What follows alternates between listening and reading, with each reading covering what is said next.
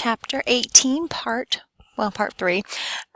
So free energy changes during a chemical reaction that occurs. And it depends on whether or not it's spontaneous or not as to what type of change this is going to be. So as a system approaches equilibrium, then the change in free energy, or the delta G, approaches zero. So for a spontaneous reaction, if we were to plot the free energy change over a course of a reaction, so free energy is on your Y, and this is like time or reaction progress as you turn from reactants to products. So the free energy decreases and decreases and decreases, and then eventually reaches a minimum value. Whatever that minimum value is, that's what's equilibrium. And then the change during this point is zero. It's going to stay constant over a period of time. And that's when we reach equilibrium. If you have a non-spontaneous reaction, then the change in energy increases over a time. So as we go to equilibrium, there's a small decrease in the amount of free energy change. Here's your minimum. But then you have to continue to put energy in order for it to continue. So that minimum amount where it changes very little is where you reach your equilibrium. So the free energy change is typically measured at standard conditions, 1 atm, 1 concentration, 25 degrees Celsius, but we can determine this for other standard conditions.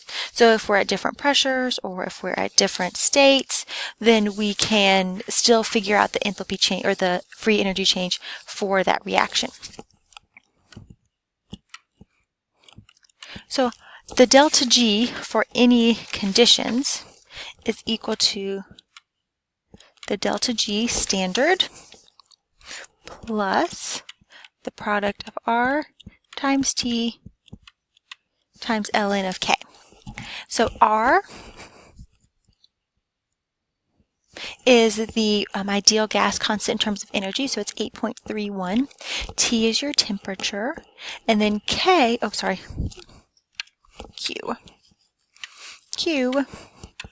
is your quotient for your equilibrium as it approaches equilibrium. And then we add that product to the standard enthalpy change, the standard Gibbs free energy change, and we can calculate the change for non-standard conditions. So when we're not at equilibrium, at any condition other than equilibrium.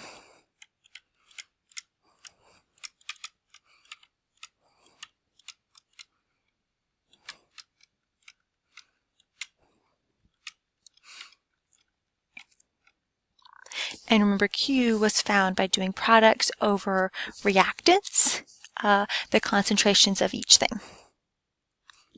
Okay, so the standard free energy change for this reaction is negative 13.6 kilojoules. So that's my standard conditions.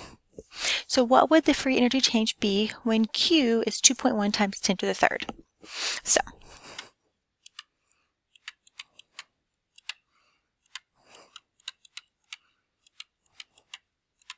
this is my formula. So the first thing we want to note is that R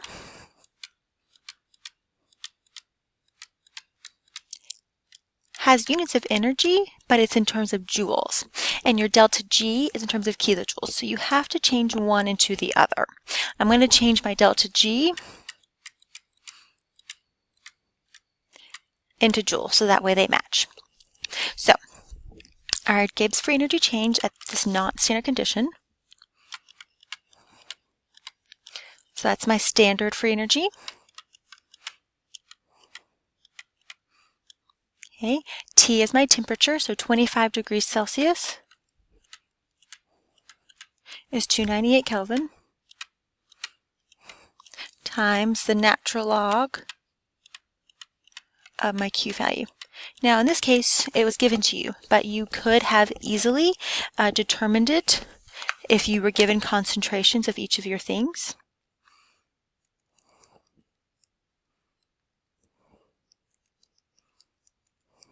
Okay, so this turns into 18952.7 joules. That's joules.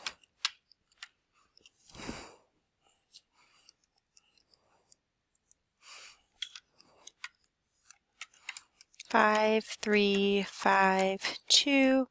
Oh, we'll do 5, 3 joules. Or if you want to change it back into kilojoules, 5.35 kilojoules. So notice that when we, whatever conditions we are at that my Q value is, now this is a positive value. So it is not spontaneous under these conditions. Whereas whatever the standard conditions were, it is, because it's a negative 13.6. Okay. When we're at equilibrium, then our change in free energy is 0. And our reaction quotient, Q, is now equal to the equilibrium constant, K, because we're at equilibrium. So we can rearrange this and say 0 is equal to my standard free energy plus RT ln of K, or more commonly written, we bring the free energy over, negative RT ln K. That. So now we can relate free energy and our equilibrium constant. When K is greater than 1, that means the natural log of K is a positive number, which means our free energy is negative, which means it's going to be spontaneous. If K is less than 1, natural log of K is a negative number, so my Gibbs free energy is positive. So that can also help us predict whether a reaction is spontaneous or not based on what the equilibrium constant is. So find the value of your equilibrium constant for this reaction. So the same reaction, and we have our reaction at the top. So our standard free energy change is equal to negative 13.6. So that's equal to, let's change this again to our correct units, because R has units of joules per mole Kelvin, so we want this to also be in joules. So let's change this to joules. So negative 13,600 joules negative R times T, 25 degrees Celsius, that's 298, times ln of K. So what I did to solve this is I first multiplied negative 8.314 times 298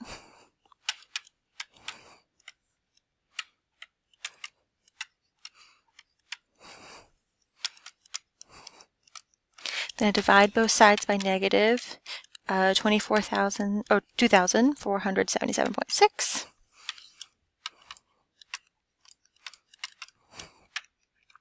So the natural log of K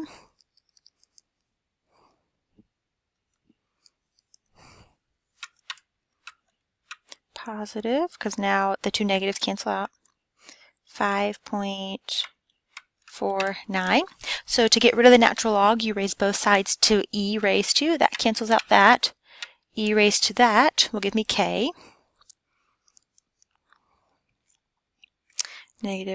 Positive 5.49.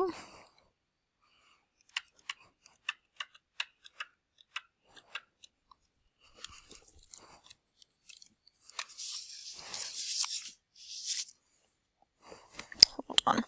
I did something wrong. All right. I did natural log of 5 instead of e raised to. So e raised to 5.49. So K is equal to 242.3. Remember, K does not have units, which again makes sense because our Gibbs free energy was negative, so we expected K to be greater than 1, which it is. All right. We can also calculate our Gibbs free energy at different temperatures. We could do this with the assumption that enthalpy and entropy pretty much stay constant over temperature changes, not necessarily entirely constant, but we make this assumption. So the Gibbs free energy at any temperature, which is this with the subset T, is equal to our enthalpy change minus the temperature we're referring to and our entropy change. Okay, so we want to find the Gibbs free energy for this reaction at 25 degrees and at 1,000 degrees, and then figure out how this relates to spontaneity. So what we first got to do is figure out our enthalpy and entropy given these values using summation law. So our enthalpy change is going to be our products minus our reactants. So we want to do our total of our products minus our reactants.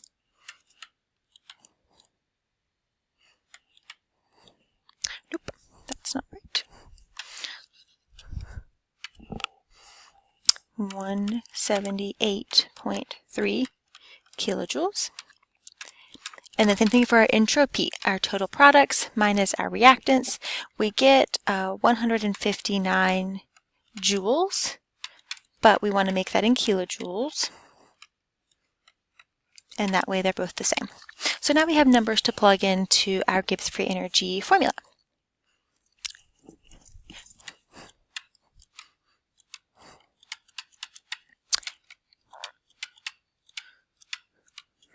So for this one, we're doing it at 25 degrees Celsius. So our enthalpy, 178.3, minus 298 as our temperature in Kelvin, times 0.159. Okay. Whereas at 1,000 degrees,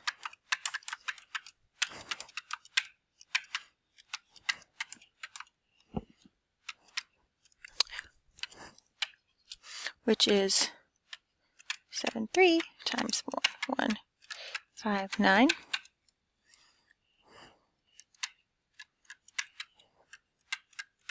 So that means at 25 degrees it's not spontaneous, but at higher temperatures it now is because it's a negative enthalpy.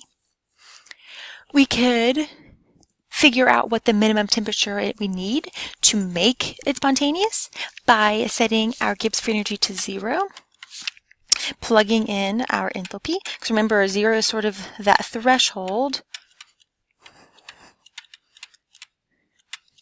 where anything above is going to be non-spontaneous, anything below is going to be spontaneous. So when we solve for T, we get 1,121 Kelvin, which in Celsius is 848 degrees Celsius. So that's our limit. Once we get to 848 degrees Celsius, our Gibbs free energy changes from a positive to a negative, and therefore we're going to be spontaneous. But anything colder than that, it's going to be positive and non-spontaneous. Anything hotter than that, it's going to be spontaneous. All right, so that's chapter 18. Here are all your operational skills. Make sure you're comfortable with these summation laws and then also your calculations of delta G or Gibbs free energy and knowing what the signs of each of those things mean in order and relating that back to reaction spontaneity.